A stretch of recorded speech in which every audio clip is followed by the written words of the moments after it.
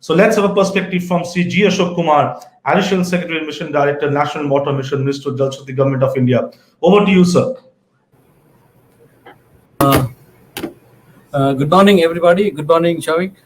Thanks for inviting for this inaugural session. This is a very interesting and very relevant topic because as far as water is concerned, digital innovations and digital water management is a very, very crucial thing which has come up in the last couple of years. And as rightly mentioned, in the last 1 year, probably India has really proven its digital might by the way we managed the entire country during the COVID time. We had many people, thousands of people working from home, education for students from home, and then entertainment managed OTT platform through home, and that really stretched and demonstrated the capability of India's digital backbone, where even people from rural areas could connect and be a part in the open nation building and also fighting COVID virus, Corona. That's something very great. And recently, 2 days back, PM had actually dedicated the COVID, so the vaccine portal also to the world. So many countries have really shown interest in that. That shows the how mature the Indian digital platforms have evolved, and we are actually pioneers in the world in many ways. So my small contribution long back when India was making small steps, baby steps in the digital world, probably I had the honor of being probably the first Deputy Secretary of IT in the country when we had a small IT department set up in government of Telangana, Andhra Pradesh, under the leadership of the then CM Chandrababu Naidu. So I was picked and posted there as the Deputy Secretary IT, probably the first time in the country. Posting was created. I was in charge of the computerization of 1,100 mandal offices. So imagine a revenue office or Tahsil office, which is actually the custodian of all the revenue records and also the history, and very difficult to change. So we were interested with the task of computerizing the mandal office records, and we had prepared at that time a database, the multi-purpose household data, something similar to the Aadhaar. This thing we had given every single Andhra Pradesh people in Andhra Pradesh a unique ID number called SSID number, and collected almost 72 fields of various different people's of various aspects of people, the cars, the type of house they're staying, the toilet facilities, the area of land run with them, etc., etc. But 72 fields were collected, and it was such a huge database. We had difficulty in importing it. So we had actually people like that Bill Gates and all coming and trying to sell their DB2. That's the time when DB2 came, and the Windows NT version was also there coming out, and Oracle 8.0 was coming out, Oracle I was coming out. I'm just talking about the history and from where we had come forward. So I was associated with that and issuing caste certificates for people based on the data collected, the MPHS data, the multipurpose household data collected and all. So it's a long journey from those situation where we introduced computers in Tahsil offices, and it was a tough time to manage the change. And then by 2000, 2001, other people, states also came forward. We had computerized land records. And in fact, in 2001, I remember we had something called the Dialog Collector, where I used to talk to the collectors, to the people directly, and settle their grievances. So this may sound very simple and very prosaic now, but imagine 2001 at that time, when this was a very, very new, unique phenomena. And from there, I can see the transformation which we have come here. Now, almost everybody has mobile phones. Yes, somebody was telling about 207 crore mobile phones are available. Of that, nearly 70 crore are smart mobile. And people are almost the rural India and urban India divide is almost bridged because of the penetration of wireless networks as well as the optic fiber network to the field. So a lot of digital penetration has gone inside, and the villages have been pulled to the mainstream, and they have also access to many of the information internet services, which actually opens up the world for them. So that's a great path we have taken over the period. Now, coming specifically to the water and digital, since water and digital may not have any direct link, but we have over the years found that digital media, digital platform as a monitoring tool is very important. And as we always say that if anything is monitored, it will be managed well. So the biggest problem in India is in the water sector is the poor management of water, whether it is demand side management or supply side management. We do feel that water is something which is given free of us from the God, so we can waste with impunity. But that stage has really changed, because now we find that a shortage of water coming up in many places of the country. We have sometimes very water battle between the states happening. We are seeing the cities running short of water and doing this tankers being pulled up and used to service for taking the mitigating the drought issues. So water is now become scarcer and scarcer, but there is a solution for that, because if you can really manage our water, our demand side and supply side, we will not have any shortage of water, because we have sufficient water provided by the God. By the rain, we get so much of water.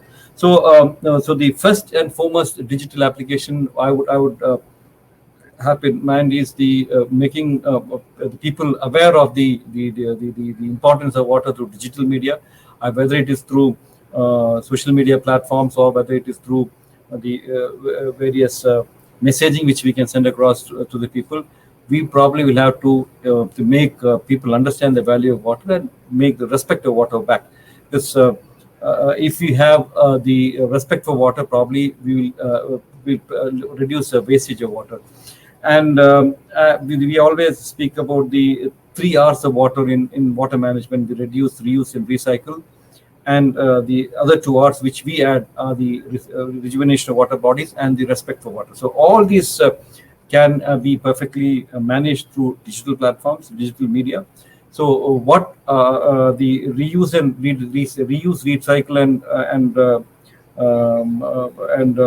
reducing the water can happen only if the water is properly metered. So metering is a very, very important aspect for water management, and probably the best solution now available is the digital meters. We have to universalize the metering, and also telling that accurate water metering can help us in locating the leakages, because in urban areas, many of the cities in the country, we have about 40% non-revenue water, which means we don't know where the water goes. So unaccounted water is there. So these leakages all can be sort of identified and plugged if we are able to meter the water which is coming out from the sources and see how much water is being actually distributed or collected at the doorstep for people. And the difference is definitely the wastage. And if we can address those leakages, probably we can generate more water, because water cannot be created. So if the leakage is stopped, probably we are in a way creating water and reducing the water which otherwise goes waste and without utilization. So that's one very important aspect, as I said, metering, digital metering. And there are very large number of applications of digital meter, whether it is automatic meter reading, where the human element is not there, where the meter reader is going and picks up in the meter and giving wrong information. Because I have experience of very, very large loss of revenue in Hyderabad Metro Board when you were using the manual meter readers. Some of the institutions which used to actually consume 3 to 4 lakh worth water, they used to get the bill of 3,000, 5,000, 10,000 rupees, so that because that is they could manage the meter readers. So with the advent of the digital meters, the information and the automatic meter reading, the information used to come to our office directly, and this corruption was very much controlled. The SCADA of that means the monitoring of the levels of water in various were tanking whether reservoirs, the quality of water and the quantity of water was very useful in actually ensuring that the water supply is properly managed in the city. So SCADA is another digital innovation which can help the water management. Then this getting revenue for the water body, because water sources, water boards require a lot of revenue to manage it, and this manage is possible only if as I said again, metering. So I am focusing primarily today on the importance of metering and getting the water digital platform to ensure that the loss of water is prevented, and also for improving the revenue sources, so that the leakages can be plugged and the water utilities can provide better water. So that's all I would say, and I appreciate the effort taken by the APAC for informing, for trying to link water and digital. There are a lot of other applications in demand side, whether it is giving the right irrigation at the right time using artificial intelligence, whether giving the crop the adequate amount of water at the right time. That's even at a very low level, not the precision agriculture which the Israeli talks about using agriculture.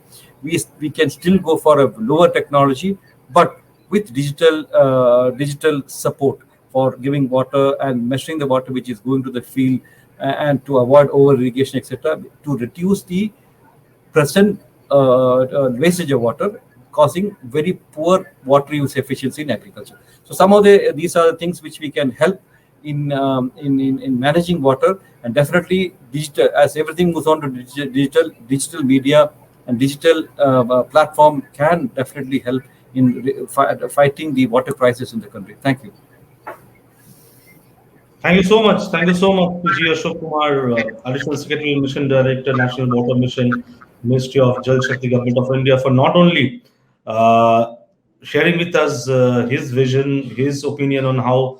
One more point I would like to add, but just once again, there's one more point, Yeah, because please. we have started a campaign called Catch the Rain, where it falls, when it falls. This is basically to nudge people to store rainwater. But along with that, we are also trying to come out with preparing inventory of the water bodies in the country. So basically, what we are trying to say is that the satellite imageries will be used to locate the water bodies spread all over the country, and we'll give them unique numbers as like what we are given for Aadhaar for human being. So all water bodies will be tracked, and probably that would be the first step in probably making a scientific plan for the water management in the district, so that we know what is the total quantity of water available in district and how water budgeting can be done. So this is a tremendous opportunity in a digital world for measuring the water and doing a water budget for the states, which we are planning in the Catch the Rain campaign, by making an inventory of water bodies with lat-long positions, as well as images of the water body and the volume of water measured scientifically, so that we know this much is the water available in this thing, and this is the requirement for drinking water, this is for livestock, this will be the requirement for industries and agriculture, etc. So planning can be done. That can help in really managing the water resources in the country. So thank you. Thanks a lot. Sorry.